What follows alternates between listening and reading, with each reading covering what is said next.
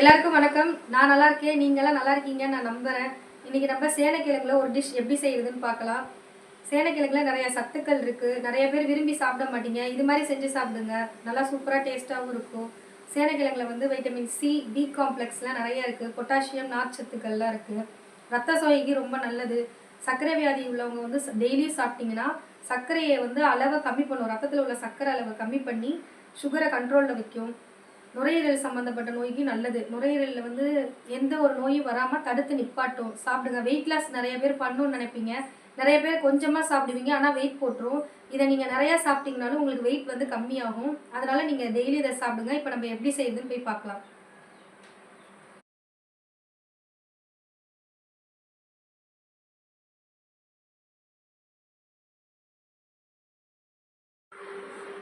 சேனைக்கிழங்கு cut பண்ணி எடுத்துக்கோங்க.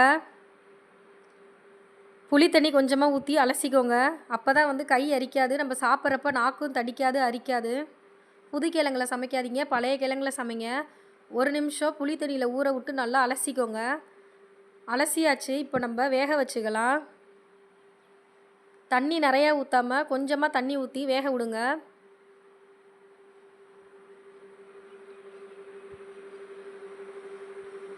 சரிக்கு சமமான அளவில் தண்ணி ஊற்றிக்கணும். இப்போ 1/4 ஸ்பூன் மஞ்சத்தூள் போட்டுக்கோங்க. உப்பு தேவையான அளவு போட்டுக்கோங்க கொஞ்சமாக. வீடியோவை ஃபுல்லாக பாருங்கள், ஸ்கிப் பண்ணாதீங்க. அப்போ தான் நான் சமைக்கிற மாதிரியே நீங்கள் சமைக்க முடியும். அதே டேஸ்ட்டு கிடைக்கும். ரொம்ப நேரம் கிழங்க வேக விடக்கூடாது, குழஞ்சிரும். எண்ணெயில் போட்டு பொரிக்கிறனால அரை வேக்காட்டில் தான் எடுக்கணும்.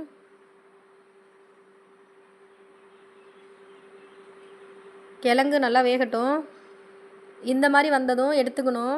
இதான் கரெக்டான அளவு. கொலைய விட்டுறக்கூடாது. இப்போ நம்ம வடிகட்டி எடுத்துக்கலாம். தண்ணி இருக்கக்கூடாது. எண்ணெயில் போடுறதுனால நம்ம மேலே தெறிக்கும். அதனால் தண்ணி இல்லாமல் வடிகட்டி எடுத்து வச்சுக்கோங்க.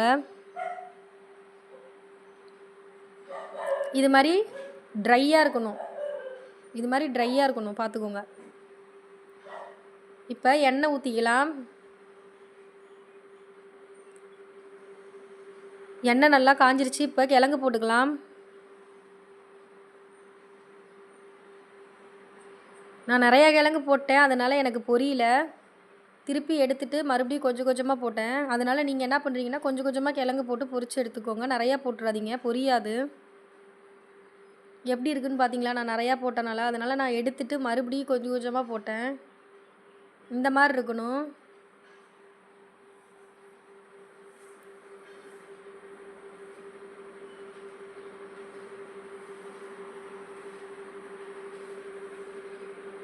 இந்த மாதிரி பொரிய விட்டு எடுத்துக்கோங்க. எண்ணெயை நல்லா ஃபில்ட்ரு பண்ணிட்டு ஒரு பவுலில் ட்ரான்ஸ்ஃபர் பண்ணிக்கணும்.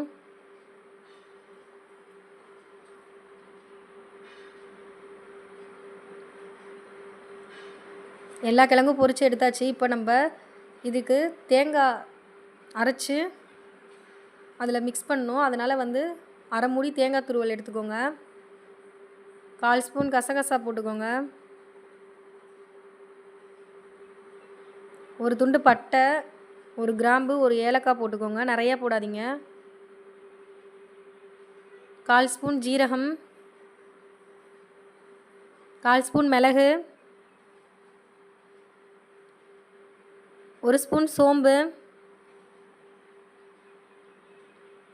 8 பல்லு பூண்டு, இஞ்சி அதுக்கு சரிக்கு சமமாக எடுத்துக்கோங்க. நிறையா போடாதீங்க. அரைச்சாச்சு. இப்போ நம்ம தாளிக்கிறதுக்கு என்னென்ன பொருள்னு பார்க்கலாம். வெங்காயம், தக்காளி, கருவேப்பிலை. நான் ஒரே ஒரு தக்காளி தான் போட்டிருக்கேன். நிறையா தக்காளி போடாதீங்க. எண்ணெய் ஊற்றிக்கோங்க. வெங்காயம் போட்டுக்கோங்க. பட்டை, கிராம்பு, ஏலக்காய்லாம் வந்து நான் தேங்காயில் போட்டனால இதில் போடல. எண்ணெய் ஊற்றி டைரெக்டாக நீங்கள் வெங்காயம் போட்டுக்கணும். வெங்காயம் நல்லா வதங்கட்டும். இப்போ கருவேப்பிலை போட்டுக்கோங்க.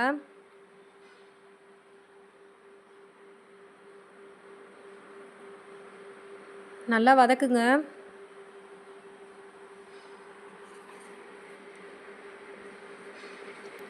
வெங்காயம் நல்லா வதங்கிருச்சு. இப்போ நம்ம தக்காளி போட்டுக்கலாம். ஒரே ஒரு தக்காளி தான் போட்டிருக்கேன், நிறையா போடாதீங்க.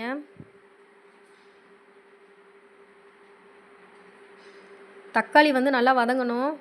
தக்காளி நல்லா வதங்கிறதுக்கு 1/4 ஸ்பூன் மஞ்சத்தூள் போட்டுக்கிறேன். கிழங்குலையே நான் ஏற்கனவே மஞ்சத்தூள் போட்டனால இதில் கொஞ்சமாக தான் போடுறேன். 1/4 ஸ்பூன் போட்டுக்கோங்க. உப்பு தேவையான அளவு போட்டுக்கோங்க.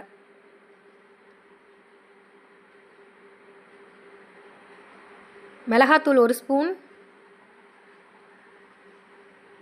மல்லித்தூள் 2 ஸ்பூன், கரம் மசாலா தூள் 1 ஸ்பூன். தக்காளியோடையே நல்லா மசாலா வந்து வறுத்துக்கணும். அப்போ தான் பச்சை ஸ்மெல் இருக்காது.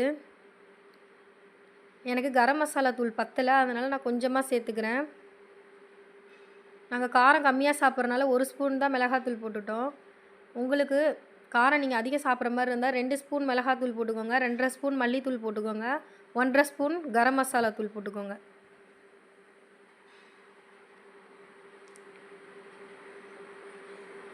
கிழங்க இப்போ நம்ம போட்டுக்கலாம். மசாலாவோடையே நல்லா கிழங்கு ஒரு 2 நிமிஷம் நல்லா கிண்டி விடுங்க.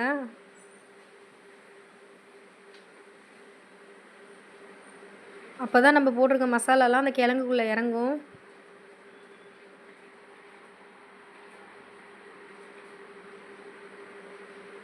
ஒரு 2 நிமிஷம் நல்லா வதக்கிட்டால் போதும். இப்போ தேங்காய் ஊற்றிக்கலாம். இஞ்சி பூண்டு போட்டிருக்கனால பச்சை ஸ்மெல் அடிக்கும். அதனால் ஒரு 10 நிமிஷம் இல்லாட்டி ஒரு 15 நிமிஷம் நல்லா வேகணும். அப்போ தான் வந்து ஸ்மெல் இல்லாமல் நல்லா டேஸ்ட்டாக இருக்கும். எனக்கு தண்ணி கொஞ்சம் பத்தலை, நான் அப்புறமேட்டு ஊற்றிக்கிறேன். நீங்கள் உங்களுக்கு தண்ணி வேணும்னா இப்போயே ஊற்றிக்கோங்க.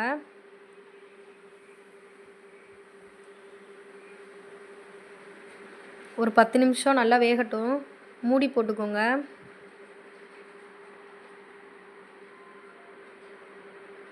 எனக்கு தண்ணி பத்தாதனால நான் இன்னும் கொஞ்சம் தண்ணி ஊற்றி வேக விட்றேன். கண்டிப்பாக ஒரு 15 நிமிஷமாச்சு நல்லா வேகணும். நல்லா வெந்துருச்சு. இப்போ இது மாதிரி வரப்போ எடுத்துக்கணும். சேனைக்கிழங்கு வறுவல் ரெடி.